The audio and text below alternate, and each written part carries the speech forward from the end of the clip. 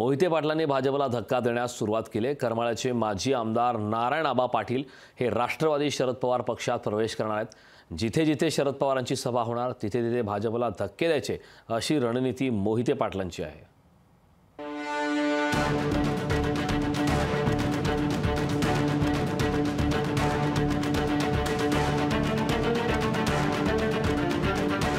धैर्यशील मोहिते पाटलांनी राष्ट्रवादी शरदचंद्र पवार पक्षाची तुतारी हातात घेतल्यापासूनच भाजपला धक्के देण्यास सुरुवात केली आहे।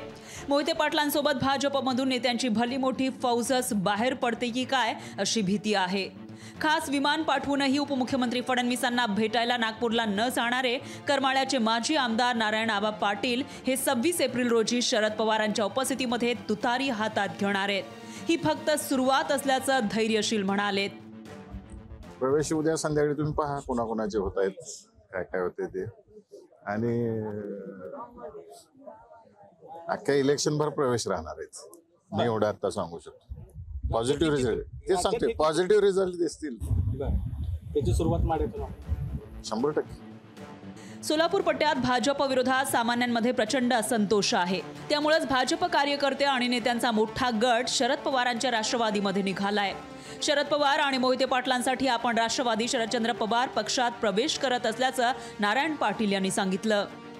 आता प्रवेश तुम्हाला सांगतो 26 तारखेला करमाळा येथे करायचं आमचं ठरलेलं आहे। सन्माननीय देशाचे नेते शरदचंद्रजी पवार यांची जाहीर सभा आहे आणि त्या ठिकाणी आमचा प्रवेश होऊ शकतो। नारायण आबा पाटील यांच्या पाठोपाठ करमाळ्याचे माजी आमदार जयवंतराव जगताप यांचे सुपुत्र करमाळ्याचे माजी नगराध्यक्ष वैभव जगताप यांनीही तुतारीचा प्रचार करण्याचा निर्धार केलाय। सर्व जाती धर्माच्या लोकांना बरोबर घेऊन महाविकास आघाडीचा हा धर्मच आहे। त्यामुळे सर्वच जाती धर्मातले माणसं हे तुतारीच्या आणि मोहिते पाटलांच्या मागे उभं राहणार आणि हे उभं राहण्यासाठी सुद्धा आम्ही विचार व्यक्त करणार आणि मार्गदर्शन करणार आणि जेवढं होईल 70 ते 80% आम्ही मतदान त्यांना देण्याचा प्रयत्न करणार। माढा मतदारसंघात धनगर समाजाचं निर्णायक मतदान आहे। त्यामुळे माजी आमदार नारायण आबा पाटील यांचा राष्ट्रवादी शरदचंद्र पवार पक्षात प्रवेश निर्णायक मानला जातोय। भाजपनं शेवटपर्यंत नारायण आबा पाटील यांना आपल्यासोबत घेण्याचा प्रयत्न केला, पण नारायण आबा पाटील यांनी तुतारी हातात घेतल्यानं भाजपला माढा मतदारसंघात हा मोठा धक्का मानला जातोय। त्यामुळे आता भाजप कशी रणनीती ठरवतं हे पाहणं औत्सुक्याचं ठरणार आहे।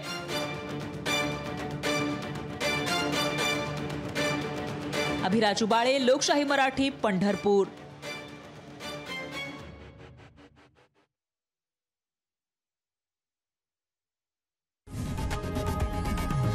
लोकशाही मराठी ऐका, पहा, जागरूक रहा।